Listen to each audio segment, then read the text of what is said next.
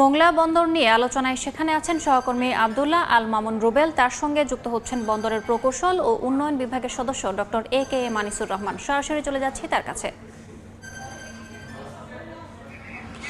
দেশের দক্ষিণাঞ্চলের অন্যতম অর্থনৈতিক সম্ভাবনার জায়গা এই মোংলা বন্দর, যে মোংলা বন্দর ঘিরে ব্যবসায়ীদের নানা রকম অভিযোগ রয়েছে, নানা রকম সীমাবদ্ধতার কথা রয়েছে। সেসব বিবেচনা নিয়ে মোংলা বন্দর কর্তৃপক্ষ সম্প্রতি একটি বড় উন্নয়ন প্রকল্প হাতে নিয়েছে। সেই উন্নয়ন প্রকল্পে আসলে কি কি আছে, সেটি হলে আসলে কি সুফল পাওয়া যাবে, সেসব বিষয়ে এখন আমরা কথা বলবো মোংলা বন্দর কর্তৃপক্ষের সদস্য প্রকৌশল ও উন্নয়ন ডক্টর কে মানিসুর রহমান এবং যুগ্ম সচিব উনি আছেন, তার কাছ থেকে জানার চেষ্টা করবো। শুরুতে একটু জানতে চাই যে এই মোংলা বন্দর নিয়ে নানা রকম কিন্তু সীমাবদ্ধতার কথা আমরা সবসময় ব্যবসায়ীদের কাছ থেকে শুনে থাকি, তো সেই সব সীমাবদ্ধতা নিশ্চয়ই বিবেচনা নিয়ে এই প্রকল্প নাকি?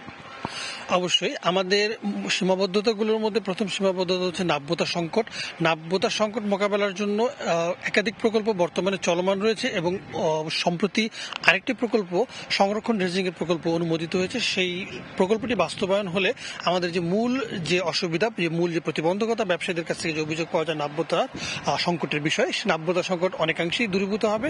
আর G2G প্রকল্পের আওতায় যেটি 10 এবং 11 নির্মিত হলে আমাদের কন্টেইনার ডেলিভারি যে সুবিধা, যেটা ব্যবসায়ীরা বর্তমানে পাচ্ছেন না, সেই সুবিধাটাও অনেকাংশে বৃদ্ধি পাবে। জানতে চাচ্ছিলাম যে সম্প্রতি 4,000 কোটি টাকা ব্যয়ের যে নতুন প্রকল্পটি আসলে হাতে নেওয়া হয়েছে, সেই প্রকল্পে আসলে আপনারা কি কি কাজ করছেন এবং এটি আসলে কবে নাগাদ শেষ হবে, কবে নাগাদ শুরু হচ্ছে?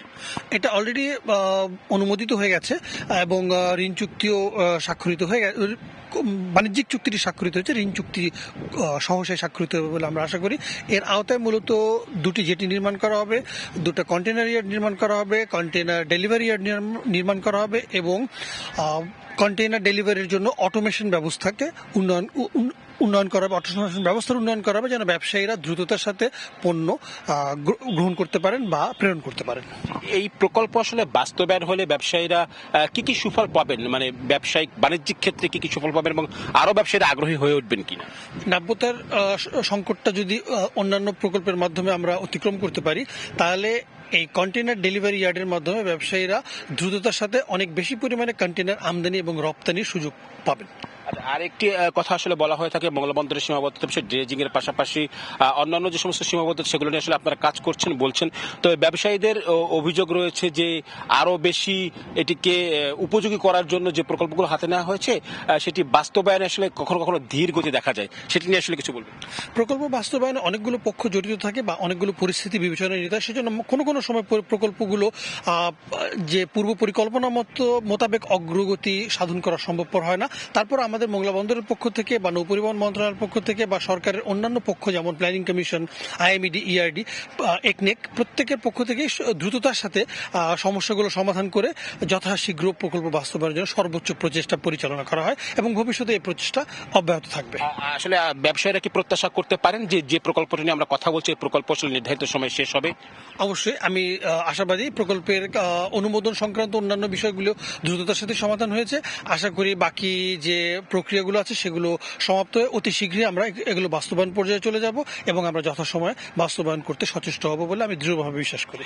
আরেকটি বিষয় যেটি হচ্ছে গিয়ে এই প্রকল্পে বড় ধরনের আর্থিক সহায়তা করছে চীন, তো আসলে এই চীনের এই আর্থিক সহায়তা দুই দেশের অর্থনৈতিক বাণিজ্যিক ক্ষেত্রে আসলে কি ধরনের ভূমিকা রাখতে পারে?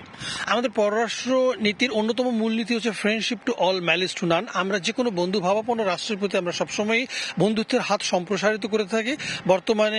বর্তমান পরিস্থিতিতে চীন সরকার বাংলাদেশ সরকারের সাথে বিভিন্ন উন্নয়ন প্রকল্পে যৌথ অংশীদারিত্বের আগ্রহ দেখিয়েছে। আমরা তাদের সাথে সহযোগিতার হাত সম্প্রসারিত করেছি এবং সেটি আমাদের চলমান যে পররাষ্ট্রনীতির যে মূলনীতি তার সাথে সামঞ্জস্যপূর্ণ।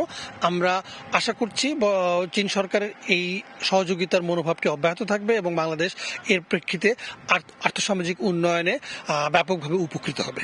আর শেষ একটু কোশ্চেন করতে চাই, সেটি হচ্ছে গিয়ে এই এখন পর্যন্ত এই বলছেন যে অনেকগুলো প্রকল্প চলমান, যদি একটু বলতেন যে কি কি প্রকল্প চলমান আছে এবং সেগুলো হলে কি সুফল পাওয়া যাবে?